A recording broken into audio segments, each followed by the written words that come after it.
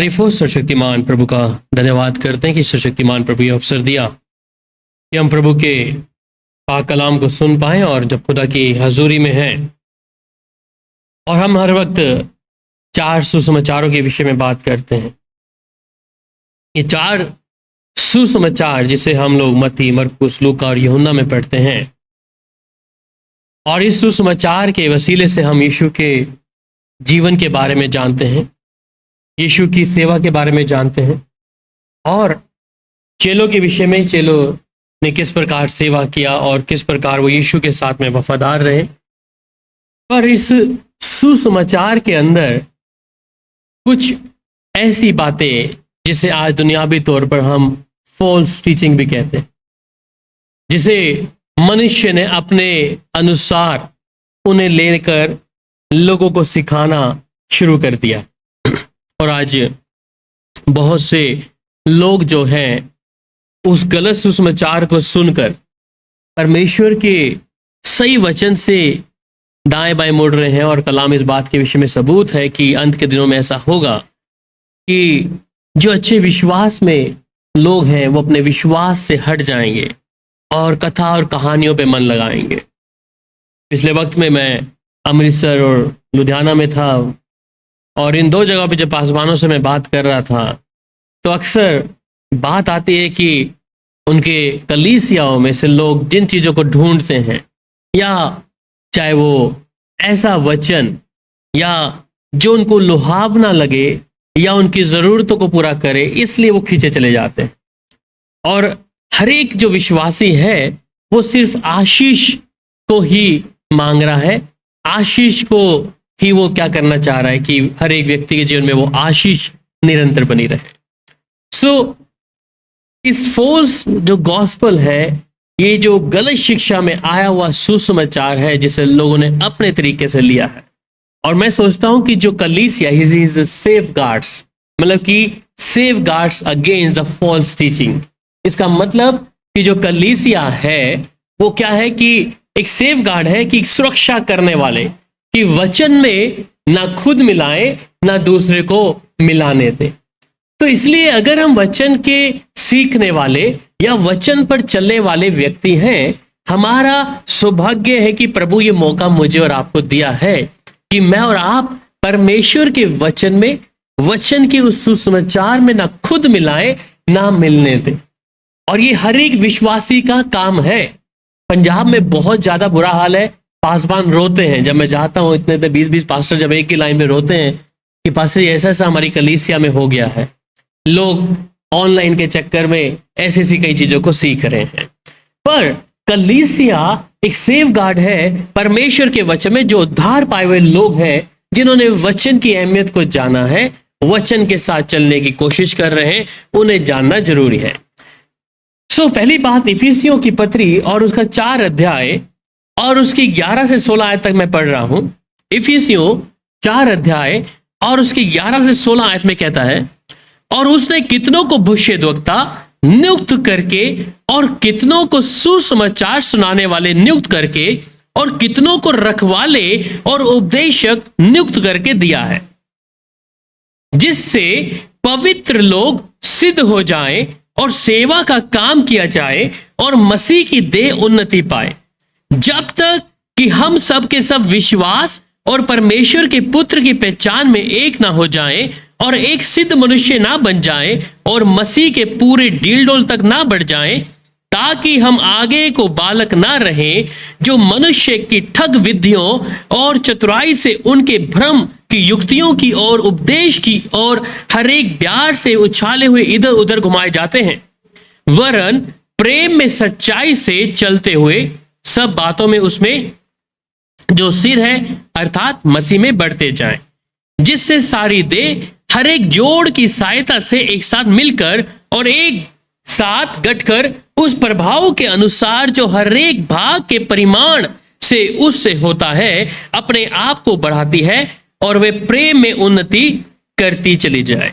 सो 5-fold ministry, जिसके विषय में कहते हैं कि 5 तरीके की जो मिनिस्ट्री है, और ये 5 तरीके की मिनिस्ट्री है कि कितनों को भविष्यवक्ता नियुक्त किया और कितनों को सुसमाचार सुनाने वाले नियुक्त करके और कितनों को रखवाले और उपदेशक नियुक्त करके दिया है।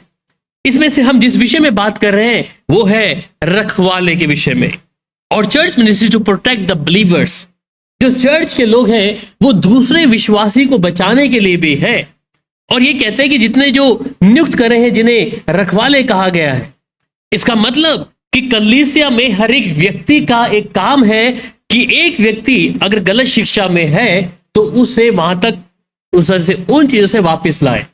और ये जो काम है, ये स्पिरिट इतनी जल्दी से तेजी से भाग रहा है कि बहुत से जो विश्वासी हैं उनका विश्वास का जीवन, आत्मिक तौर का जीवन, इसलिए कलाम कई बातों में कहता है कि कईयों ने आत्मा में शुरुआत करके शरीर में क्या कर दिया, उसे अंत करोगे क्या। इसलिए आज बहुत जल्दी से लोग क्या कर रहे हैं, आत्मा की बातों से मन हटाकर वो शारीरिक देह के ऊपर, शारीरिक कथा और कहानियों के ऊपर मन लगा रहे हैं। और ये एक जरूरत है कि आज व्यक्ति के विषय में, अगर मुझे कोई आवश्यकता है धन की या किसी घर की, गाड़ी की, तो मेरे लिए शायद सबसे पहले वो चीजें अहमियत रखेगा। मेरे लिए ये नहीं, हम अक्सर जब लोगों से बात करते हैं तो लोग कहते हैं कि हमें उद्धार के बारे में सुनना नहीं है, हमें स्वर्ग के बारे में अभी सुनने की आवश्यकता नहीं है, अभी जो रिसेंट मेरे पास जो आवश्यकता है मुझे वो पूरी हो जाए। इसका मतलब कलाम कहता है कि अगर तू उसके धर्म और राज्य की खोज करेगा तो ये चीजें तेरे पीछे होंगी। परंतु आज लोगों का लक्ष्य क्या है कि मेरी जरूरत सबसे पहले वो पूरी हो जाए, और अगर परमेश्वर मेरे लिए ऐसा करेगा तब मैं प्रभु में विश्वास करूंगा। मेरे पास अधिकतर फोन आते हैं और लोग यही बोलते हैं कि अगर हम परमेश्वर पर तब विश्वास लाएंगे अगर परमेश्वर मेरे जीवन में काम करके दिखाएगा तो। और अक्सर मैं उन लोगों के लिए प्रार्थना नहीं करता हूं। जब बात आती है कि परमेश्वर अगर ये करेगा तो तब मैं प्रभु पे विश्वास करूंगा, परंतु वचन कहता है कि धन्य वे लोग जो मुझे बिन देकर विश्वास करते हैं। इस बारे में जानना कि अगर मैं सच में उद्धार पाया है तो मैं एक रखवाला हूं, मैं सिर्फ अपने तक नहीं परंतु कलीसिया। इसलिए सोशल मीडिया पर हम कई बार इतने सारे मैसेज देते हैं, कई बार अपने वचन लगाते हैं, पर फिर भी क्या है, दुष्ट इस तादार में है कि बहुत से लोगों के प्रेम को परमेश्वर के प्रति क्या कर दे, ढीला ले आए। और आज लोग बहुत सारी चुनाव करने के लिए उनके पास ऑप्शन भी नहीं है। वो सोचते क्या करें, हम ये सही है या ये सही है, जहां मेरी जरूरत पूरी होती है शायद वही सही है। इसलिए जब पौलुस इन बातों को गलातियों की कलीसिया में सिखा रहा है, इफिसियों की कलीसिया में सिखा रहा है, वहां पर इन बातों पर वो जोर दे रहा है। और जब एक पत्री को, तो जब वो जेल में लिख रहा है कि मेरे जो लोग हैं वो लोग भटक ना जाएं, और वहां जब जेल में लिखता है उन लोगों के लिए कि वे कलीसिया कहता है जो शिक्षा मैंने तुम्हें दी है तुम उसमें स्थिर रहना, उस शिक्षा में तुम ना दाएं मुड़ना ना बाएं मुड़ना। पर बहुत से लोग वो जब उनकी जरूरतें आवश्यकताएं को देखते हैं तो वो लोग उसी तरफ झुक जाते हैं। पर सही मायने में यह आत्मा में हुआ हुआ काम है। अगर किसी व्यक्ति के जीवन में आत्मा में काम हुआ है, उसके लिए सबसे पहला चीज क्या होगा, वो परमेश्वर होगा, और बाकी चीजें बाद की होंगी। पर गलत शिक्षाओं के अंदर हम लोग कई चीजों को ऐसा देखते हैं, और यहां पर कहते हैं कि रखवाले परमेश्वर ने रखे हैं। रखवाले मतलब कि वो अपनी भी रखवाली करे और दूसरे व्यक्ति की भी। क्यों करे? 12वीं आयत में कहता है जिससे वो पवित्र लोग सिद्ध हो जाएं। इसका मतलब पवित्र तो है, पर सिद्ध होने के लिए मेरे को क्या करना पड़ेगा, और सेवा का काम किया जाए और मसीह की देह उन्नति पाए। आज मसीह की देह के बारे में मुझे और आपको चिंतित नहीं है, पर मसीह की देह है कौन? मैं और आप खुद स्वयं। मसीह का अंग शरीर मैं और आप हैं, परंतु हम उसके लिए बेफिक्र हैं। मेरे लिए सबसे पहले क्या है कि अगर मैं चाहता हूं कि परमेश्वर मुझे बहुत आय से आशीष दे, तो मैं कहता हूं कि आप परमेश्वर की हजूरी में आए, आप परमेश्वर के करीब आए। अगर जितने भी लोगों को हम बाइबल में देखते हैं वो सब परमेश्वर की हजूरी में थे। चाहे आप दाऊद को देखते हैं, अब्राहम को देखते हैं, या याबेस को देखते हैं, और भी लोग हैं बाइबल में जिनको परमेश्वर चुना। वो लोगों ने अपने समय को परमेश्वर को, हर वक्त परमेश्वर को ही दिया है। वो अपने समय को दाएं बाएं नहीं रखा कि हम अपने थोड़ा सा प्रभु को सिर्फ मेरी जरूरत के लिए मैं तब परमेश्वर को याद करूंगा या करूंगी। मुझे परमेश्वर के साथ हर वक्त जुड़े रहना है। मुझे परमेश्वर से अगर कुछ चाहिए, आज बहुत से लोग हैं उनको परमेश्वर चाहिए बहुत कुछ, पर परमेश्वर का समा नहीं देंगे।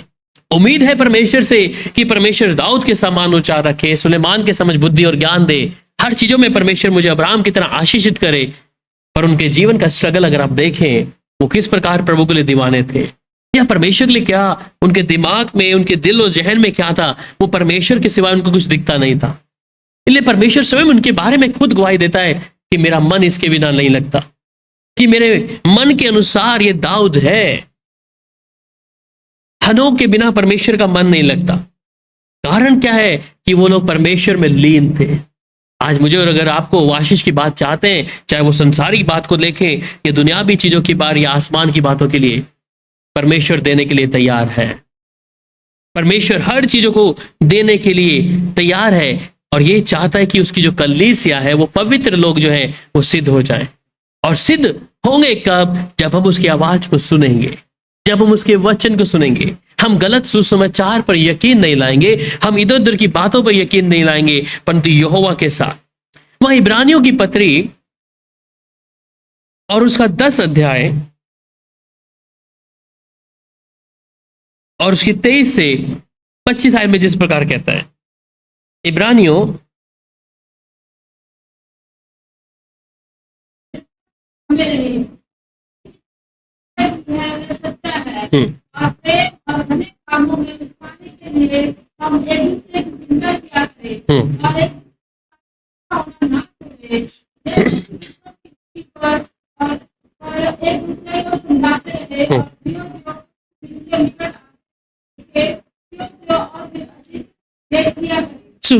काफी महत्वपूर्ण बात है। फेलोशिप ऑफ द बिलीवर्स, ये विश्वासियों की संगति के विषय में है कि और अपनी आशा के अंगीकार को दृढ़ता से थामे रहें।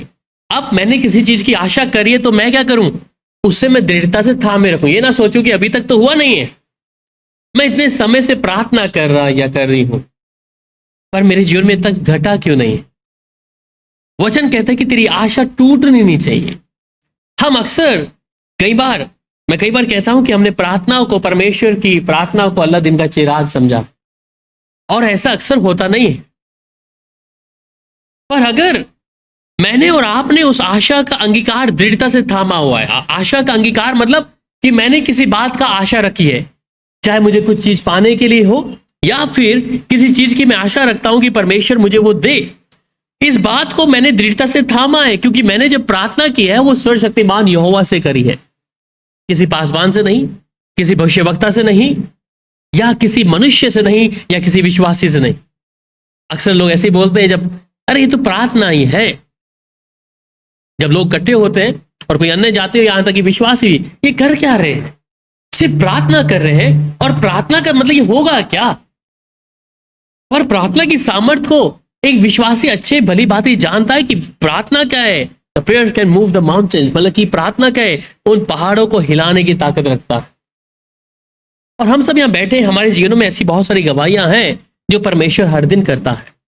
वो किसी हमारा धर्म कर्म के काम करने के कारण नहीं हुआ, वो हमारे घुटने जब हमने सर्वशक्तिमान परमेश्वर के सामने टिकाए, अपने हाथों को स्वर की ओर उठाया, और स्वर का परमेश्वर सुनता है। इसलिए मैंने कोई प्रयत्न नहीं किया है, मैंने कोई स्ट्रगल नहीं किया है कि मैंने कोई इतना धर्म का काम करके या धार्मिकता का काम करके कि तब मेरा परमेश्वर मेरी सुना है। पर खास विषय है कि मैं अपनी आशा के अंगीकार को दृढ़ता से क्या करूं? थामे रखूं। अगर मैंने किसी बात को आशा रखी है तो मैं उस आशा को क्या रखूं? थामे रखूं। मैं जल्दी से अपने हयाव को ना छोड़ू। इब्रानियों में कहता है कि तू अपने हयाव को मत छोड़ना, तेरा हयाव जो है वो दृढ़ता से थमे रहे। अब इस मार्ग में चलते चलते, मैं जिस फॉल्स गॉस्पेल की बात कर रहा हूं, इसमें चलते चलते आपके जीवन में बहुत से ऐसे उतार चढ़ाव आएंगे। गलत शिक्षा भी आ सकती है, या गलत ऐसे किसी ना किसी की शिक्षा के आगे, अरे वो तो ऐसा मानते, हम ऐसा नहीं मानते, वो ऐसा प्रचार कर रहे, हम ऐसा प्रचार नहीं कर रहे, वो चीज बोलते ऐसा करो, वो हम नहीं करते। तो ऐसे कई बार क्या होंगी कि ऐसी धारणाएं रखने वाला व्यक्ति के जीवन में ऐसा कोई ना कोई रुकावट आ जाएगा। पर अगर दृढ़ता से थामा है तो कहता है क्योंकि जिसकी प्रतिज्ञा किया है वो सच्चा है। मैंने जो आशा रखी है मैंने उसको दृढ़ता से थामा है, क्योंकि मैंने जिससे प्रतिज्ञा की है वो क्या है? सच्चा है। आपकी प्रार्थनाएं व्यर्थ नहीं गई हैं। आपकी प्रार्थनाएं, परमेश्वर, हमें लगता है मैं इतने दिन घंटे घंटे प्रार्थना किया प्रभु, अभी तक कुछ हुआ नहीं है। किनके जीवन में होगा मालूम है? जिन्होंने आशा रखी है और धैर्य रखा है। मेरे जीवन में मैं कई बातों को जब देखता हूं, मैं जिन बातों के लिए प्रार्थना किया प्रभु उस चीजों को किया है। और ये धैर्य के साथ हुआ, ये नहीं कि मैंने अभी प्रार्थना किया तो उसी समय ऐसा हो गया। पर मैं इस बात को विषय में विश्वास करता हूं कि मैंने किसी मनुष्य के आगे नहीं, मैंने किसी इंसान के आगे नहीं, किसी भविष्यवक्ता या किसी पास्टर के सामने नहीं, किसी प्रेरित के सामने नहीं, मैंने अपनी प्रार्थना, मैंने अपने दुख का हाल अपने यहोवा को बताया है। और जब मैंने उसको बताया है तो वो सच्चा है। आपने कुछ भी मांगा हो परमेश्वर से, हो सकता है शायद आपको अभी तक नहीं मिला हो सकता है, पर इस बात को ध्यान दे, मैंने जिससे प्रार्थना की है वो अपने वायदे का सच्चा परमेश्वर है, और जो वो कहता है वो उसे पूरा करेगा। इसलिए मैं अपने ह्याव को बहुत जल्दी से गिरने ना दूं। और फिर वो कहता है, और प्रेम और भले कामों में उकसाने के लिए एक दूसरे की चिंता किया करें।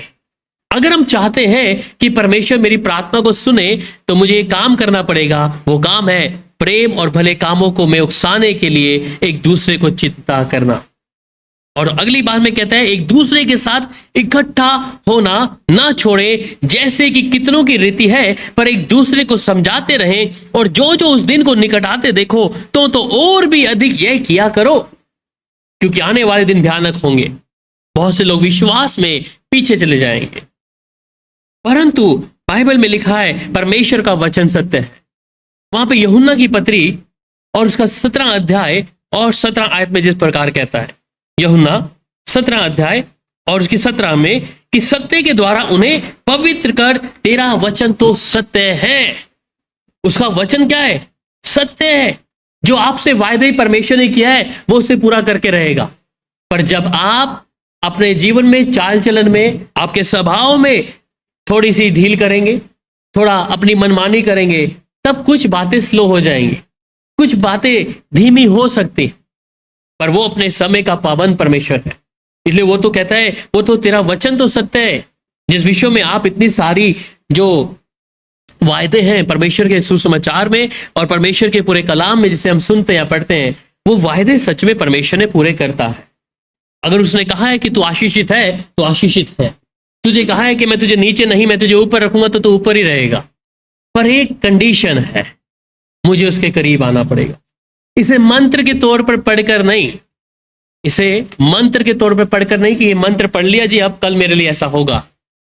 उसके लिए आपको प्रभु सिखाएगा, और इस चीज में आपके लिए बहुत सारे ऑब्स्टेकल्स होंगे।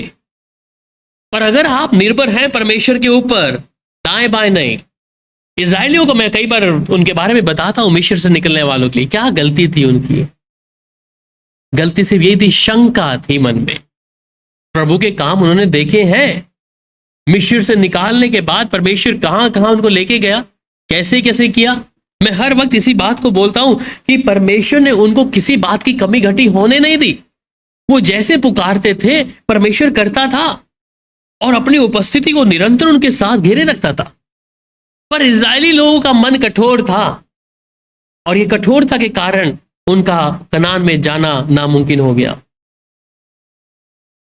आज भी मैं और आप हैं, हम सब कुछ जानते हैं कि परमेश्वर है, पर इसके विषय में मैं ये नहीं कहूंगा कि हमारा मन, पर दूसरी शक्तियां जो नहीं चाहेंगी जब आत्मा में बढ़ोतरी करेंगे, उस तरीके से परमेश्वर के चलने की आप निर्णय लेते हैं।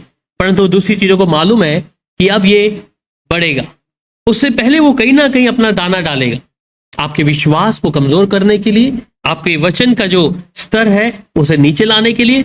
पर यह बात मुझे और आपको जाननी जरूरी है कि परमेश्वर का वचन सत्य। अगर वो मेरे विषय में आशीष किया है तो मुझे सच में आशीषित किया है। बाइबल में जब भजन संहिता 138 और उसकी 2 आयत पढ़ते, द साम 138 वर्स 2, पवित्र मंदिर को दंडवत करूंगा और तेरी करुणा और सच्चाई के कारण तेरे नाम का धन्यवाद करूंगा, क्योंकि तूने अपने वचन को अपने बड़े नाम से अधिक महत्व दिया है। सो इस बात को मेरे को और आपको जानने की आवश्यकता क्या है कि मैं तेरे पवित्र मंदिर की ओर दंडवत करूंगा और तेरी करुणा और सच्चाई के कारण तेरे नाम का धन्यवाद करूंगा। अब मेरे जीवन में धन्यवाद तो है ही नहीं। ये क्या कह रहा है? मंदिर की ओर मैं दंडवत करूंगा, उसके भवन में आकर मैं तेरी शुक्रगुजारी करूंगा, पर मेरे पास समय नहीं है। मैं उसके नाम को धन्यवाद करूंगा, पर मेरे पास समय नहीं है। मैं हर एक चीजों में रहकर धन्यवाद करूंगा। दाऊद किस बात के विषय में भी जब कहता है, वो कहता है मैं धन्यवाद करूंगा क्योंकि तूने अपने वचन को अपने बड़े नाम से अधिक महत्व दिया है। मैं चाहता हूं और जानता हूं इस बात के विषय में, अगर मैं जहां पर इस समय हूं, परमेश्वर आपके लिए वो स्थान नहीं रखा। परमेश्वर आपसे शायद उससे बेहतर स्थान रखा हो, उसे ऊंचे पे रखा हो, पर मेरी जो एक थिंकिंग, मेरा समझ है कि मैं यहां पर सही हूं, मेरे लिए इतना काफी है। मैं बियॉन्ड उससे जाना नहीं चाहता, क्योंकि मैं इसमें खुश हूं। परमेश्वर के विषय में जब हम दाऊद को जब देखते हैं, दाऊद इस बात के विषय में कभी सोचा कि वह राजा बनेगा? पर वो जंगल में है और ये बात उसे मालूम नहीं है कि जिस स्थान पे शायद वो दाऊद अपने जगह और स्थान पे खुश था, क्योंकि वो घर भी कभी कभी जाता था। वो ज्यादा समय जंगल में अपने भेड़ बकरियों में ज्यादा समय बिताया करता था और परमेश्वर के साथ में समय था। हो सकता है दाऊद उस स्थान पर खुश था, पर परमेश्वर उसके लिए कुछ और रखा था। सर्वशक्तिमान परमेश्वर उसके लिए कुछ और रखा था कि जिस जगह और जिस स्थान पर वो घूमता है जंगल में, परमेश्वर उसी राजा, उसी स्थान में उसको राजा नियुक्त करेगा। हमारे जीवन में भी कई बार हम ऐसे ही सोचते हैं कि ये मेरे लिए पर्याप्त है। हमारी सीमा हम लोग खुद तय करते हैं कि ये मेरा एक सीमा है, मैं इतना ही काफी है। अगर मैं सोचता हूं कि मेरा काम, मेरा इनकम, मेरा बिजनेस या मेरी नौकरी, ये मेरा इतना काफी है, तो वो असीमित है परमेश्वर उन चीजों में। जब मैं उसकी बातों का धन्यवाद करूंगा, मैं उसकी करुणा को धन्यवाद करूंगा, तो कहते हैं वो अपने बड़े नाम से अधिक अपने वचन को महत्व देता है। जब हम उसके वचन का महत्व का मतलब कि जो वायदे, हम इतने सारे वायदे खुदा के वचन में पढ़ते हैं, पर जब इस वायदे को पढ़ते हैं तो परमेश्वर उन वायदों को पूरे करने की क्षमता रखता है। पर इसके लिए थोड़ा धैर्य रखना पड़ेगा। धैर्य इसलिए है कि आपका विश्वास का स्तर कहां पर है। पर धैर्य उनके लिए नहीं है जो विश्वास में स्थिर है और परमेश्वर पर पूरी रीति से विश्वास करते, तो परमेश्वर उनके लिए उसी समय करेगा। पर जो विश्वास में डगमगा रहे हैं, हल्का फुल्का है, उनका धैर्य को रखना पड़ेगा, क्योंकि परमेश्वर कहता है अंत में तेरी आशा मैं पूरी करूंगा, अब तेरी आशा फिर कभी ना टूटेगी। पर अगर हम विश्वास के स्तर में इतने मजबूत हैं और प्रभु पे हर बातों में विश्वास करते हैं, तो परमेश्वर देरी नहीं करेगा। परमेश्वर उन बातों को पूरा करने की ताकत रखता है। और फिर वहीं पर भजन संहिता 119 और उसका 158, द साम 119 वर्स 158। मैं विश्वासघातियों को देखकर उदास हुआ, क्योंकि वे तेरे वचन को नहीं मानते। 158, ठीक है। मैं विश्वासघातियों को देखकर उदास हुआ, क्योंकि वे तेरे वचन को नहीं मानते। विश्वासघाती कौन? जिनको मालूम है कि जीवित परमेश्वर है, जिनको मालूम है कि सर्वशक्तिमान परमेश्वर सब कुछ करने की क्षमता रखता है, परंतु कहता है मैं उनको देखकर मेरा मन क्या हो गया? उदास हो गया, क्योंकि वो तेरे वचन को नहीं मानते। अगर मैं उसके वचन को मानूं, तो इस बात का ध्यान दें, जब आप मानेंगे वचन को और उसके हर कामों को, तो परमेश्वर उसी समय आपके लिए काम भी करेगा। पर अगर मैं उसके वचन को विश्वास नहीं करता और इसको एक लिखी लिखाई किताब समझकर साइड पे रखकर सोचता हूं ये किताब है, 40 लेखकों के द्वारा, पवित्र आत्मा के द्वारा लिख दिया गया, ये किताब है। पर अगर इस किताब की बातों को मैं इस बात को समझ लूं कि मेरा परमेश्वर जब मैं इसे खोलता हूं, तो परमेश्वर जिस प्रकार याबेस को आशीष दिया वो हमें भी दे सकता है। अगर आप अब्राहम को परमेश्वर आशीष दे सकता है इसी बात के ऊपर, वो मुझे भी आशीषित कर सकता है। कई दिनों से याबेस मेरे दिमाग में घूम रहा था कि परमेश्वर याबेस की प्रार्थना को कभी भी अनसुना नहीं किया है। उसकी प्रार्थनाओं को याबेस की उसने जब दुहाई दी, परमेश्वर ने सुनकर उसी समय उत्तर दिया है। क्या परमेश्वर मेरी और प्रार्थना और आपकी नहीं सुनेगा? अगर जिस चीजों की मैं स्वप्न देखता हूं या जिस चीज की मैं लालसा रखता हूं, क्या परमेश्वर उसे आपसे छुपा के रखेगा? ऐसा कौन सा पिता है जो अपने बच्चों की इच्छा पूरी ना करे? हमारे बच्चे कुछ मांगते हैं तो हम सोचते हैं कि इनको हम बेहतर चीज दें, हम इनके लिए कुछ ना कुछ बेहतर करें। उनके बस पुकारने का समय देरी है कि जैसे वो बोले तो कुछ करें, इनके लिए कुछ दें। उसी प्रकार मैं और आप तो कितनी बार परमेश्वर के सामने बोलते हैं, कई बार कहते हैं, क्या परमेश्वर इतना निर्दयी है? हरगिज नहीं।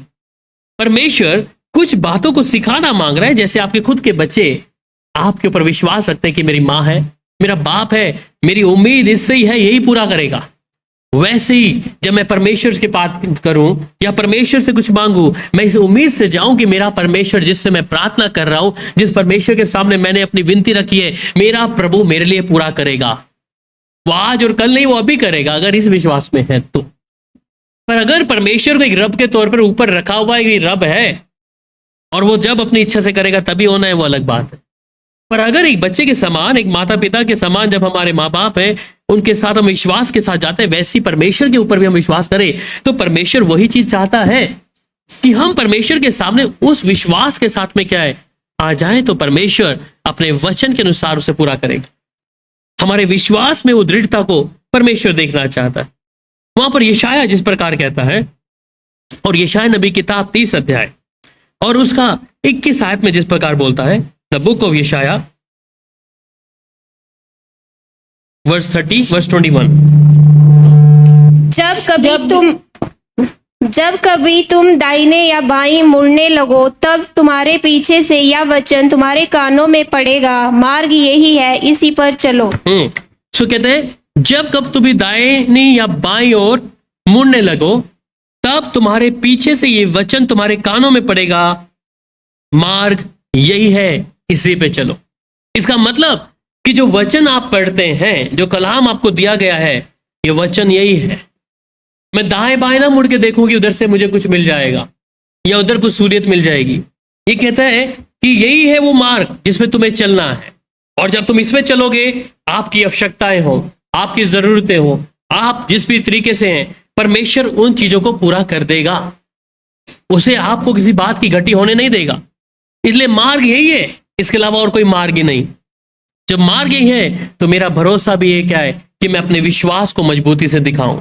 वहां दूसरा पतरस को जब पढ़ते हैं और 3 अध्याय उसकी 17 में जब कहता है be firm in the faith, हमें उस विश्वास में मजबूती मिलाना। दूसरा पतरस 3:17, इसलिए हे प्रियो, तुम लोग पहले ही से इन बातों को जानकर चौकस रहो, ताकि अधर्मियों के भ्रम में फंसकर अपनी स्थिरता को कहीं हाथ से खो ना दो। दूसरा पतरस 3 अध्याय उसकी 17 आयत, कि इस बात में तुम्हें क्या है, चौकस रहना है। और ये चौकस रहने का मतलब क्या है कि मुझे हर एक बातों को क्या है, जांचना, देखना है। कोई गलत शिक्षा, गलत बात मेरे कान में तो नहीं आ रही, जिससे मैं वचन में या ऐसी मेरे जीवन के द्वारा कोई बात घट तो नहीं रही। और जब मैं इस बात को देखूं तो समझ लूं कि हाँ, परमेश्वर की उस मार्ग में ही मुझे चलना है। और इसलिए कहता है प्रियो, तुम पहले से इन बातों को जानकर चौकस रहो, ताकि अधर्मियों के भ्रम में फंसकर अपनी स्थिरता को हाथ से कहीं खो ना दो। अधर्मी की जो भ्रम में फंसकर, जो कानों में अच्छी तो लगेंगी, परंतु वो आपके लिए मार्ग को कहीं अलग रास्ते पे ले जाएगी। इसलिए मुझे चौकस रहने की आवश्यकता है, उस गलत शिक्षा से रहने की अलग आवश्यकता है। फिर अगली बात को जब हम पढ़ते हैं गलातियों की पत्री 1 अध्याय उसकी 8 और 9 में, कि परंतु यदि हम स्वर्ग से कोई दूत भी उस सुसमाचार को छोड़ जो हमने तुमको सुनाया है, कोई और सुसमाचार तुम्हें सुनाए, तो शापित हो। जैसे हम पहले कह चुके हैं, वैसा ही मैं अब फिर कहता हूँ कि उस सुसमाचार को छोड़ जिसे तुमने ग्रहण किया है, यदि कोई और सुसमाचार सुनाता है तो शापित हो। आमीन। सो कहते हैं अब क्या है कि God judgement on false teacher, जो गलत शिक्षाएं दे रहे हैं, उनके लिए कहता है कि परंतु यदि हम या स्वर्ग से कोई दूत भी उस सुसमाचार को छोड़ जो हमने तुमको सुनाए, कोई और सुसमाचार तुम्हें सुनाए, तो श्रापित है। और फिर जैसा हम पहले कह चुके हैं, वैसा ही अब फिर कहता हूं कि उस सुसमाचार को छोड़ जिसे तुमने ग्रहण किया है, यदि कोई और सुसमाचार तुम्हें सुनाता है तो श्रापित है। अब मैं क्या मनुष्य को मनाता हूं या परमेश्वर को? क्या मैं मनुष्य को प्रसन्न करना चाहता हूं? तो जो सुसमाचार मेरे पास और आपके पास है, ये बाइबल, ये वचन, यही मेरे लिए पर्याप्त है। और जिन बरकतों की, आशीषों की बात हम लोग सुनते हैं कि फलानी जगह पे ऐसा आशीष मिल जाएगा।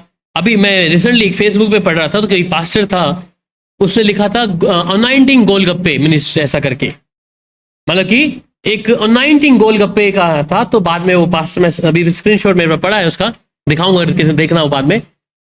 तो उसमें हमने कमेंट्स डाले, तो बाद में उस पास्टर ने भी माफी मांगी कि तो गलती से लिख दिया गया। मैं गलती से कैसे लिख दिया गया कि 19 गोलगप्पे खाने से आप अभिषिक्त हो जाएंगे।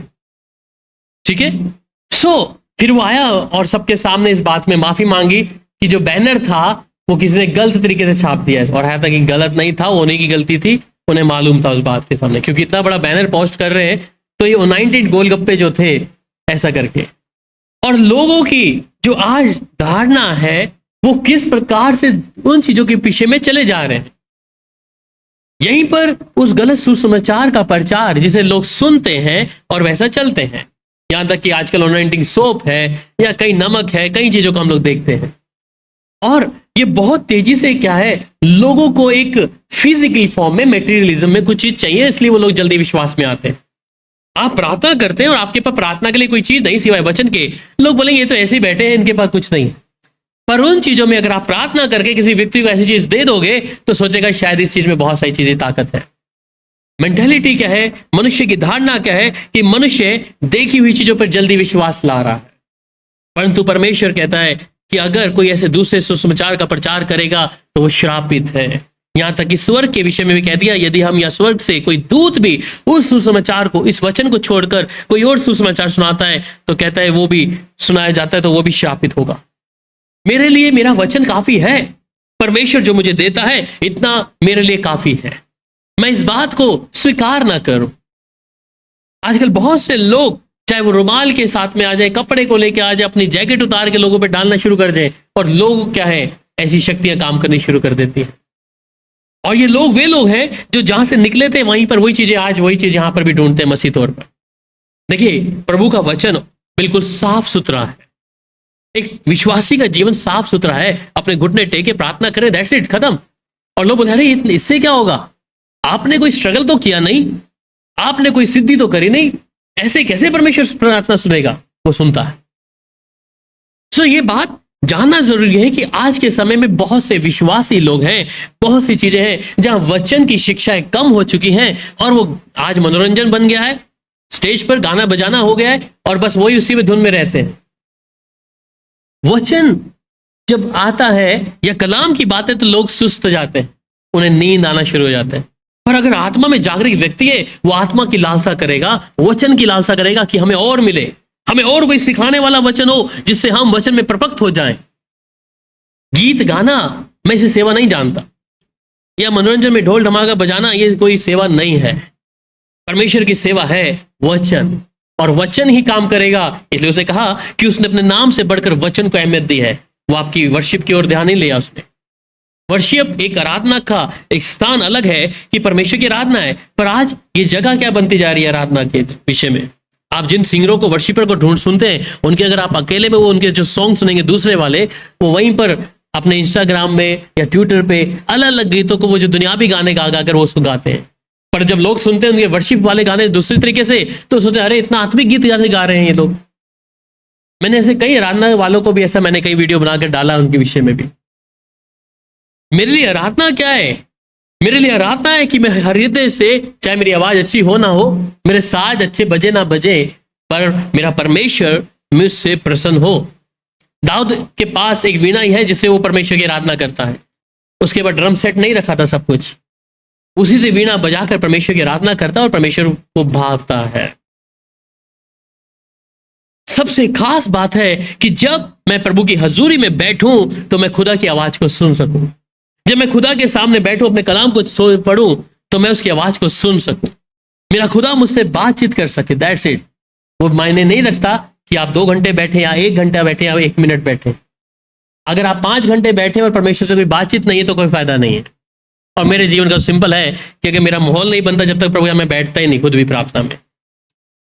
मैं खुद धोखा नहीं देता, ना परमेश्वर को ना अपने आप।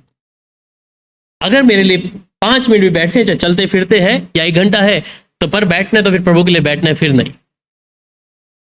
इसलिए मैं जब प्रभु के सामने अपने आप को रखूं तो मेरा समर्पण प्रभु के साथ हो। इसलिए प्रभु कई बातों को बताता है, अन्यथा कौन बताएगा ऐसे करके। लोग कितना घंटे, 10-10 घंटे बैठते हैं, कोई आवाज बाद में, जो कोई आवाज आई सुना, कुछ नहीं पता लगा। हम ऐसे ही बैठे तो ऐसे ही खाली उठ के आ गए। पर अगर मैं 5-10 मिनट बैठूं, अगर प्रभु के साथ लीन होकर बैठा है, प्रभु वो बातों को जाहिर कर देगा। ये संबंध प्रभु के साथ है। फिर मायने नहीं रखता कि मुझे 2 घंटे प्रार्थना करके बैठूंगा तभी है, पर हाँ प्रार्थना का जीवन होना है। अगर आप 2 घंटे हैं, मेरे घुटने मैंने प्रभु के लिए टेकने हैं। जब मैं एक बार दीनाकरण बता रहे थे, अंकल दीनाकरण, जब कहते जब वो एयरपोर्ट पे जा रहे थे तो एक जो कस्टम वाले उन्होंने रोक लिया उधर। कहते हमने आपके बारे में बहुत सुना और देखा है, आप प्रार्थना करते हो और लोग ऐसे कैसे जल्दी ठीक हो जाते हैं, आप प्रार्थना करते इतने जल्दी, लोगों के जीवन में काम कैसे होता है। उसने पता है क्या किया? कुछ नहीं, कि अपने पैंट के ऊपर कर लिए, घुटने दिखा दिए, पैंट अपने नी से ऊपर ले आया ऐसे करके। कहता ये देख, कहता ये समझ गया कि मैंने घुटने टेके हैं खुदा के लिए, मैंने अपने घुटनों को खुदा के लिए तोड़ा है। उसके घुटने, कहते हैं जैसे आप ऊंट को देखना, कभी ऊंट देखना, उसके घुटने देखना, टोकने देखना उसके कैसे हैं, हार्ड है, वो कैसे बैठता है, उसके टकने बड़े हार्ड। वैसे कहते हैं वो दीनाकरण अंकल के जो घुटने वैसे हार्ड थे, घिसे हुए थे प्रार्थना कर करके। कहता ये है उत्तर प्रार्थना का। हम परमेश्वर से चाहते बहुत मुझे कुछ करना ना पड़े, मैं बस 5 मिनट प्रार्थना किया, 1 घंटा रूटीन मेरा फॉर्मेलिटी है, अरे कोई फायदा नहीं है उसमें, मत करो। और बैठे तो दिल से बैठे, मेरा जिंदगी रसूल ही है, बैठना है तो रसूल से बैठना है, वरना नहीं बैठना, क्योंकि वहां मेरा भी टाइम बर्बाद होगा और प्रभु के पास मेरी बात नहीं पहुंचेगी। देना है समय तो खुदा के साथ में एक मन का, दूसरी बात है एक मन का होना। बाइबल में लिखा है कि जब तू प्रार्थना करे और एक मन के होना, जब तक आप एक मन के नहीं होंगे तब तक परमेश्वर आपकी उपस्थिति को नहीं दिखाएगा। बाइबल में बहुत सारे उदाहरण है, जो प्रेरितों की कलीसिया है वो एक मन होकर प्रार्थना करती थी, और उसी दिन देखो 100 लोगों से ऊपर, कितने लोगों के ऊपर वो पवित्र आत्मा जब उनके ऊपर आ गया। उससे पहले क्यों नहीं आया? उससे लोग पहले भी तो क्या थे, यीशु के साथ चलते फिरते थे, परंतु ये लोग एकजुट होकर एक जगह के नीचे रहकर एक मन होकर प्रार्थना कर रहे थे, और परमेश्वर की आत्मा ऐसी भरी उनके अंदर, वो आत्मा से भर गए, आत्मा की भरपूरी थी। आज अगर मुझे और आपको आत्मा की भरपूरी, या खुदा मुझसे और आपसे बात करे, तो बेहद जरूरी है कि मेरा प्रार्थना का जीवन, अगर मैं प्रभु से बड़ी चीज को मांगा है तो याद देना, अगर बड़ी चीज मांगे तो समर्पण भी बड़ा होना। किसी बड़ी चीज को आप मांग रहे हैं प्रभु से करने के लिए, एक सैक्रिफाइस भी बड़ा ही करना पड़ेगा। अब्राहम ने अपने बेटे को सैक्रिफाइस करने के लिए लेके गया ऊपर, सिर्फ जांच पड़ताल थी उसकी, पर परमेश्वर जिस चीज को उसके हाथों में देने जा रहा था, वो एक बहुत बड़ा वंश उसके हाथ में देने जा रहा था। और ये वंश परमेश्वर ऐसी नहीं बना रहा था उसको कि विश्वास का पिता होगा, ये वो जातियों का पिता कहलाएगा। कहता है मिट्टी की वो जो रेत के बालुओं के दाने के समान, कहता है इतना बड़ा तेरा वंश हो जाएगा। परमेश्वर उससे पहले एक सैक्रिफाइस करने को उसको बोला कि ये इसहाक को, जो मैंने आइजक को तुझे दिया है, ये मुझे वापस दे। एक बच्चा इतने सालों बाद पैदा हुआ है बुढ़ापे में, उसे भी परमेश्वर क्या कह रहा है, इसे ऊपर लेके आ, वहां पर मुझे इसका बलिदान चाहिए। हिचकिचाया नहीं, एक शब्द मुंह से नहीं आया कि प्रभु मेरी पत्नी तो इतनी बुढ़ी हो गई थी, मैं इतना बुजुर्ग हूं, इतने समय बाद तूने प्रार्थना के बाद मेरे से इतना ये बच्चा दिया था, और अब इसे तू कह रहा ले लेगा। एक शब्द नहीं था, उसने उसी बात को मानकर गया, जाकर बस धार लगाने लगा, उसके मारने लगा। इसका मतलब हम जिस चीजों को चाहते हैं परमेश्वर बड़ा करे तो बड़ा सैक्रिफाइस है। वो अलग बात है कि परमेश्वर आपकी मदद करेगा, पर जांचेगा जरूर कि आप इस योग्य हैं क्या नहीं। आप उस कठिनाई पे होते परमेश्वर को चुनेंगे या उस बड़ी चीजों को चुनेंगे, आप परमेश्वर के लिए किस चीज को देंगे, तो मायने रखता है हर चीजों के विषय में। इसलिए आज दुनिया में इतने जो लोग हैं जो स्तर पर पहुंचे हैं, कहीं ना कहीं उनकी गवाहियों को सुनेंगे तो यही होगा कि किस प्रकार समर्पण था उनका प्रभु के साथ में। चाहे हम जितने लोगों के प्रभु के दासों के बारे में या विश्वासियों के जीवन में भी देखें, उनके जीवन में कितना समर्पण प्रभु ने कैसा दिया है, कहीं ना कहीं कीमत चुकानी पड़ी है। चाहे हम साधु सुंदर सिंह को लें, जितने लोग हैं, आज बहुत से लोग सोचते हैं हम पुराने पास्टर की तरह हो जाए, पुराने प्रेरित की तरह हो जाए, पुराने भविष्यवक्ता की तरह हो जाए, पर समर्पण नहीं है। उसके पास ये दाऊद की समान आशीष थी, प्रभु हमारे पास भी आशीष आ जाए। अरे उसका समर्पण देखे प्रभु के साथ में, रात के आधे उठ के पैर प्रार्थना कर रहा है प्रभु के साथ में। सो ये बात निर्भर है मेरे और आपके ऊपर। परमेश्वर के वहां देरी नहीं है, परमेश्वर देरी करेगा भी नहीं, पर अगर मैं इस बात का निर्णय ले लूं कि परमेश्वर मेरे लिए वो बड़ी चीजों को मुहैया करा सकता है, तो मुझे आज एक बड़ा निर्णय लेना पड़ेगा। मुझे आज ही प्रभु के साथ बड़ा सेक्रीफाइस करने के लिए तैयार होना पड़ेगा। वो अलग बात है कि शायद प्रभु नहीं करने देगा, पर जांच होगी, परमेश्वर देखेगा। दूसरी बात में जिस प्रकार में वहां पर कहता है दूसरा पत्र 2 अध्याय और उसकी 19 आयत में, दूसरा पत्रस 2 अध्याय और उसकी 19 आयत में,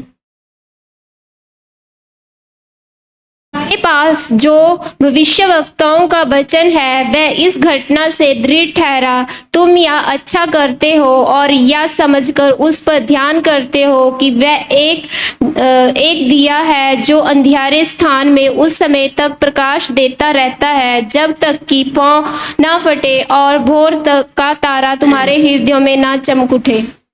दूसरा पत्रस 2 अध्याय 19। वे उन्हें स्वतंत्र करने की प्रतिज्ञा तो करते हैं, पर आप ही सड़सड़ाहट के दास है, क्योंकि जो व्यक्ति जिससे हारा गया है वह उसका दास बन जाता है। तो कहते हैं वे उन्हें स्वतंत्र होने की प्रतिज्ञा तो देते हैं।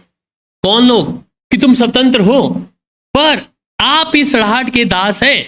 अब सिखाने वाला भी क्या है? वो बोल तो रहा है कि तुम स्वतंत्र हो, परंतु वो किस चीज में है? सड़ाहट में है।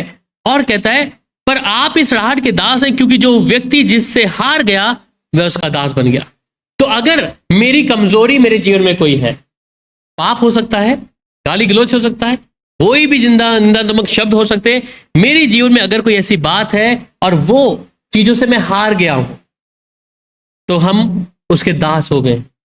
मतलब जो मैं नहीं करना चाह रहा वो मेरे से हो रहा है, और मैं इस बात के विषय में मैं कोशिश कर रहा हूं परंतु नहीं हूं, मैं उसका दास हूं। तो इसलिए अगर उससे निकलना है तो वो ही एक साधन है परमेश्वर की मौजूदगी, परमेश्वर की हजूरी, परमेश्वर के सामने अपने आप को सुनने करके प्रभु की हजूरी में रखना। सो यही उस सड़ाहट से निकलने का तरीका क्या है कि मैं अपने आप को हलीम करते हुए परमेश्वर की मौजूदगी में आ जाऊं, मैं अपने आप को शून्य करता हूं, प्रभु के साथ में निरंतर बन जाऊं उसके साथ में। क्योंकि पौलुस कई बार कहता है कि जो मैं नहीं करना चाहता मैं वही करता हूं। ये हर एक व्यक्ति के जीवन में कहीं ना कहीं ऐसी बातें हैं जो वो नहीं करना चाहता परंतु हो जाता है। और वहां पे यशाया की किताब जब 32 अध्याय 32 वर्स 6 में जिस प्रकार कहता है, द बुक ऑफ यशाया चैप्टर 32 वर्स 6, क्योंकि मूर्ख व मूर्खता ही की बातें बोलता और मन में उन्नति भी रखता कहता है कि वह अधर्म के काम करे और यहोवा के मुख कहे, भूखे को भूखा ही रहने दे और प्यासे का जल पिलो। सो यहां कहते हैं क्योंकि मूढ़ तो मूढ़ता ही की बातें बोलता है। जो मूढ़ है और उसका काम क्या है? मूढ़ की बातें बोलना और मन में अनर्थ की बातों को गढ़ता रहता है कि वह बिन भक्ति के काम करे। बिन भक्ति मतलब मूर्ख तो हूं, मैं अपने तरीके से चलूंगा भाई, मुझे कोई सिखाए ना, मुझे कोई बताए ना, और मन में क्या है? अनर्थ की बातें, बुराई वाली बातें, जिंदगी की ऐसी कई तमाम बातें।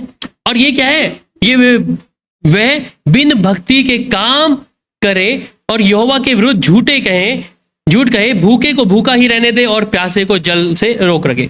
तो ये मूर्ख का काम क्या है? मूर्ख की बातें क्या है? वो अपने मन में ऐसी ऐसी बातों को बनाए रखेगा और इसके सामने क्या है कि ये भक्ति के काम नहीं करेगा। इसका स्वभाव क्या है? पर अगर मैं सच में उस प्रभु के अनुसार में अपने जीवन को व्यतीत कर रहा हूं या प्रभु के मुताबिक अपने आप को उसके जीवन के अनुसार जीवन व्यतीत कर रहा हूं, मुझे उसके अनुसार चलना होगा। मेरे मूर्खता की उन बातों को, मेरे शब्दों को क्या है? उसको दूर करना पड़ेगा। अब वहां पर आता है कि कई बार अब जिस पर मत्ती 24:24 में कहता है कि अंत के दिनों के उस समय में क्या होगा, पढ़िएगा मत्ती 24, some time to great the science. जो अब ये जो झूठे फॉल्स टीचर हैं, क्योंकि झूठे मसीह और झूठे भविष्यवक्ता उठ खड़े होंगे और बड़े चिन्ह और अद्भुत काम दिखाएंगे कि यदि हो सके तो चुने हुओं को भी भरमा दें। सो ये चुने हुओं को भी क्या होगा? भरमा देंगे। पर इस पे चौकसी करनी पड़ेगी। हम जानते हैं कि हम सिद्ध नहीं हैं, और सिद्ध ना होने के कारण हम कई बातों में सोचते हैं कि मेरी कमजोरी है, मैं इससे बाहर नहीं आ सकता। पर अब ऐसा व्यक्ति ही इनके जाल में फंसेगा और कोई नहीं। पर अगर आत्मा में जिसके काम हुआ है वो जानता है क्या सच्चाई है क्या गलत है, क्योंकि उसे खुद को भी तैयार होना है। पर झूठे मसीह, झूठे भविष्यवक्ता जो खड़े होंगे ये चिन्ह और अद्भुत काम दिखाएंगे, यदि हो सके तो चुने हुओं को भी भरमा देंगे। अब जो चुने हुए हैं उनको चौकसी करने की आवश्यकता है। जिन्हें परमेश्वर ने चुन लिया है। और वो कहता है कि ये जब चुने हुए को अपने और आकर्षित करेंगे या उनको भरमा देंगे, अब ऐसे लोगों से बचना कैसे? आत्मा की भरपूरी के द्वारा, अपने आप को निरंतर प्रभु के साथ में चलने के द्वारा। इसलिए फॉल्स प्रॉफिट है, फॉल्स अपोस्टल है, टीचर्स हैं। बाइबल में लिखा है, मत्ती की अगर कुलुसियों दूसरा कुरिन्थियों 11:13 पढ़ते हैं तो वहां पे आते हैं फॉल्स अपोस्टल्स हैं जो प्रेरित हैं। दूसरा कुरिन्थियों 11:13। क्योंकि ऐसे लोग झूठे प्रेरित और छल से काम करने वाले और मसीह के प्रेरितों का रूप धरने वाले हैं। तो ऐसे लोग जो झूठे प्रेरित और छल से काम करने वाले हैं, ये मसीह के प्रेरितों का रूप धरने वाले। सो इनकी पहचान को पहचानने से पहले क्या है, मैं अगर किसी चीज को जांचना है तो मुझे भी उस स्तर तक पहुंचना है, अन्यथा ये हमारे विश्वास के जीवन को, हमारी आत्मिक जीवन को शून्य कर देंगे। हमारा जो लक्ष्य है यीशु के साथ चलने का, वो लक्ष्य को भी क्या कर देंगे, समाप्त कर देंगे। और फिर वहीं पर आता है कि test for a false prophet. जब दानियल की किताब पढ़ते 13 अध्याय और उससे 1 से 3, दानियल चैप्टर 13 अध्याय और उसका 1 से 3।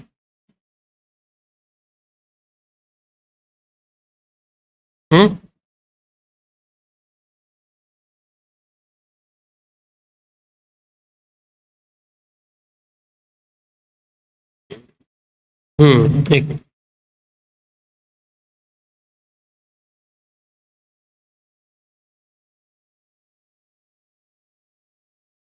ठीक है, इज़ेकियल और 13 अध्याय उसकी 1 से 23, पर ये बहुत लंबा है। यह इज़ेकियल 13 अध्याय 1 से 23 है, पढ़ लीजिए जल्दी। यहोवा का यह वचन मेरे पास पहुंचा, हे मनुष्य की संतान, इज़राइल के जो भविष्यवक्ता अपने ही मन से भविष्यवाणियां करते हैं, उनके विद्रोह भविष्यवाणियां करके तू कह, यहोवा का वचन सुनो।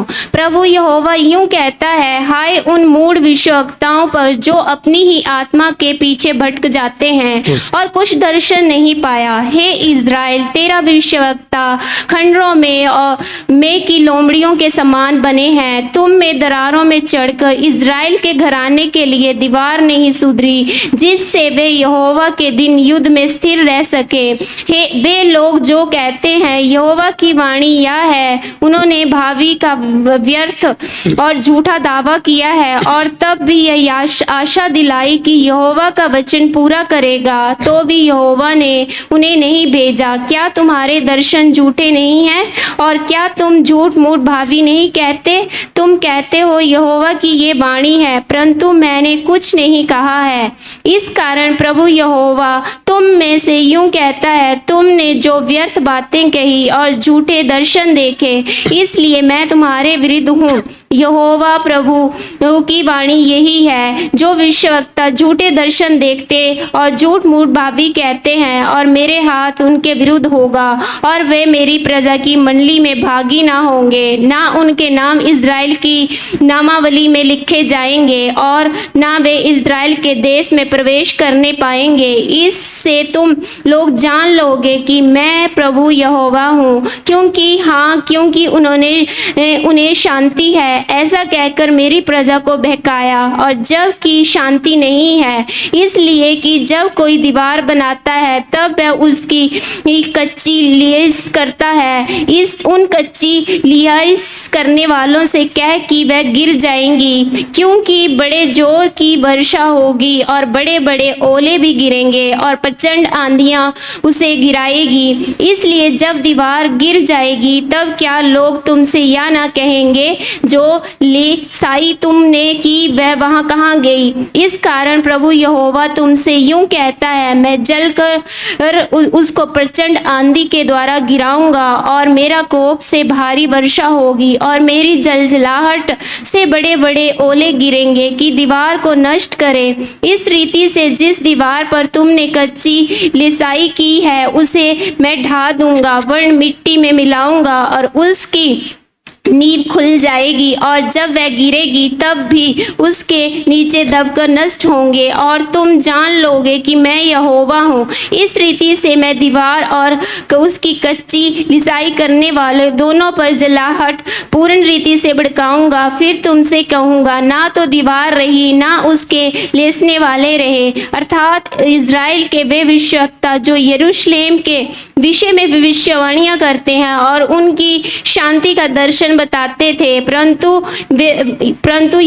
प्रभु यहोवा की ये वाणी है कि शांति है ही नहीं। झूठे नबियों के विरुद्ध भविष्यवाणियाँ। फिर हे मनुष्य की संतान, तू अपने लोगों की स्त्रियों से विमुख होकर जो अपने ही मन में भविष्यवाणियाँ करती हैं उनके विरुद्ध भविष्यवाणियाँ कर कर कह, प्रभु यहोवा यूं कहता है, जो स्त्रियां हाथ से सब जोड़ों के लिए तकिए सीते और प्राणियों के आहार करने के सब प्रकार के मनुष्यों की आंखें ढांपने के लिए कपड़ा बनाती हैं, उन पर हाय। क्या तुम मेरी प्रजा के प्राणों का आहार कर कर अपने निज प्राण को बचा रखोगी? तुमने तो मुट्ठी मुट्ठी भर जौ और रोटी के टुकड़ों के बदले मुझे मेरी प्रजा की दृष्टि में अपवित्र ठहराकर और अपनी उन झूठी बातों के द्वारा जो मेरी प्रजा के लोग तुमसे सुनते हैं, जो नाश के योग्य है ना थे, उनको मार डाला, और जो बचाने के योग्य न थे उनके प्राणों को बचा रखा। इस कारण प्रभु यहोवा तुमसे यूं कहता है, देखो मैं तुम्हारे उन तकियों के विरुद्ध हूँ जिनके द्वारा तुम प्राणों का आहार करती हो, इसलिए जिन्हें तुम आहार कर कर उड़ाती हो उनको मैं तुम्हारी बाहों पर से छीन कर उनको छुड़ा दूंगा। मैं तुम्हारे सिर के बुर्के को फाड़कर अपनी प्रजा के लोगों को तुम्हारे हाथ से छुड़ाऊंगा। उनके आगे को वे तुम्हारे वश में न रहेंगे, तुम उनका आहार कर सको। तब तुम जान लोगी कि यहोवा हूँ। तुमने जो झूठ कहकर धर्मियों के मन को उदास किया, यद्यपि मैंने उसको उदास करना नहीं चाहा, और तुमने दुष्ट जन को हिवाए बंधाया ताकि वह अपने बुरे मार्ग से ना फिरे और जीवित रहे। इस कारण तुमने फिर ना तो झूठ दर्शन देखोगी और ना भावी कहोगी, क्योंकि अपनी प्रजा को तुम्हारे हाथ से छुड़ाऊंगा। तब तुम जान लोगी मैं यहोवा हूँ। सो ये पूरा अध्याय में जो है झूठे भविष्यवक्ताओं के विषय में और उनका किस प्रकार से परमेश्वर क्रोध करेगा, कैसी चीजें हैं और भावी करने वाली चीजों की में बाइबल एक एक बातों के विषय में संपूर्ण तौर से लिखा हुआ है, परंतु वचन इस बात के विषय में कहता है कि मेरी प्रजा अज्ञानता के कारण नाश हो रही है। सो इस अध्याय में जब हम देखते हैं कि परमेश्वर उनके विषय में, चाहे वो भावी करने वाले हैं या झूठे भविष्यवक्ता, और ये आरंभ से ही क्या है, शुरुआती तौर से ही है, आज तक परमेश्वर के इस कलाम में हमें इन बातों के बारे में मिल जाता है। पर उसके साथ में खास विषय आता है जहां पर दूसरा यीशु, और मैं कई बार इस बारे में बता चुका हूं, और यहाँ पर जब दूसरा कुरिन्थियों उसका 11 अध्याय उसकी 4 आयत में जिस प्रकार कहता है कि अब दूसरे यीशु का प्रचार लोग करना लग गए, और यहाँ कहता है 4वीं आयत में दूसरा कुरिन्थियों 11:4, यदि कोई तुम्हारे पास आकर किसी दूसरे यीशु का प्रचार करे जिसका प्रचार हमने नहीं किया, या कोई और आत्मा तुम्हें मिले जो पहले ना मिला था, और या कोई और सुसमाचार जिसे तुमने पहले ना माना था, और तो तुम्हारा सहना ठीक होता। सो यहां देखते हैं कि दूसरा यीशु के विषय में जब पौलुस इस बात के विषय में लिखता है कि जिस यीशु का प्रचार उन्होंने लोगों को किया, परंतु आज वे लोग दूसरे यीशु का प्रचार कर करके क्या है, लोगों को मनभावनी बातें सुना कर क्या है इस बारे में। और बाइबल में साफ लिखता है कि अंत के दिनों में ऐसा होगा कि जब लोग बोलेंगे कि यीशु उस जगह पे है, उधर आ जाओ। और ऐसा ही आज बहुत सी कलीसियाओं में, बहुत सी जगहों पर हम लोग इन चीजों को देखते हैं। पर इन सब बातों में जरूरी है कि आत्मा की भरपूरी, आत्मा में अगर हम और आप अगर जागृत हैं या आत्मा में हमें मालूम है, तब हम उसको पहचान पाएंगे। अब दूसरा यीशु तो आ गया, परंतु दूसरी आत्मा के बारे में भी है, जहां पर दूसरा कुरिन्थियों 11:4 के बाद फिर और 4 में भी, और गलातियों 1:6-7 में भी वहां पे पढ़ते हैं वो दूसरा गॉस्पेल के बारे में, और फिर दूसरा तीमुथियुस 4:3-4 में भी लिखता है उसके बारे में। ठीक है, हम दूसरा तीमुथियुस 4:3-4 पढ़ेंगे। दूसरा तीमुथियुस 4:3-4, क्योंकि ऐसा समय आएगा जब लोग खरा उपदेश ना सह सकेंगे, पर कानों की खुजली के कारण अपनी अभिलाषाओं के अनुसार अपने लिए बहुत से उपदेशक बटोर लेंगे। सो ऐसा समय आएगा, और हम ऐसे समय के भीतर है कि जो खरा उपदेश ना सह सकेंगे पर कानों की खुजली के कारण अपनी अभिलाषाओं के अनुसार अपने लिए बुतेरे उपदेशक बटोर लेंगे।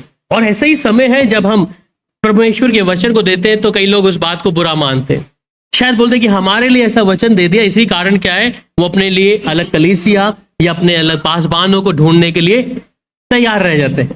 पर इस बात को जानना है कि खुदा का कलाम जो है पवित्र आत्मा के द्वारा लिखा गया है, वो किसी पासबान का या मनुष्य का प्रचार नहीं है। पर अगर वचन लग रहा है तो इसका मतलब वो वचन हमारे लिए है। मैंने कहा ना, मेरी गाड़ी में मैं एक बार पीछे लिखा था कि पाप की माफी देने वाला सिर्फ यीशु मसीह है, और जब मैं गाड़ी के आया पास में तो देखा तो वो स्टिकर किसने फाड़ दिया, और मैं इस बात पे हैरान हुआ। मैंने कहा प्रभु तेरा धन्यवाद, जिसको भी लगा, इसका मतलब किसी को चुभ गया वो वचन। लोग आजकल अपने लिए क्या है, कानों की खुजली मिटाने के लिए अपने लिए अलग अलग प्रचारकों को ढूंढ लेंगे जो उनकी सिर्फ कानों की खुजली को मिटाए, और इसलिए उन्हें भला ऐसा वचन ना मिलने के कारण क्या है, वो अपने लिए ढूंढ ढांड करेंगे वचन के लिए, या अपने मुताबिक अपने आप को उस वचन को जो उनके मुताबिक हो, और अपने कान को सत्य की कथाओं पर सत्य से फेर कर कथा और कहानियों पे लगा लेंगे। हम जिस प्रचार की बात करते हैं वो है जीवित परमेश्वर का वचन। उस प्रचार में, उस कलाम में हम ना बढ़ाएं ना घटाएं, और जो वचन हमें दिया है गलत शिक्षाओं से, गलत प्रचार से और दूसरे यीशु के बारे में हम उसमें क्या रहें, जागृत रहें, और ऐसी गलत शिक्षाओं से हम दूर रहें। और जितना समय हम प्रार्थना में बिताएंगे उतना हम परमेश्वर का संबंध बना पाएंगे, जांच की परख हो सकेगी, हर बातों को पहचान हो पाएगी जब हम परमेश्वर के साथ में होंगे, और परमेश्वर जिस वायदे को किया है वो हमारे जीवन में परमेश्वर पूरी करेगा। आइए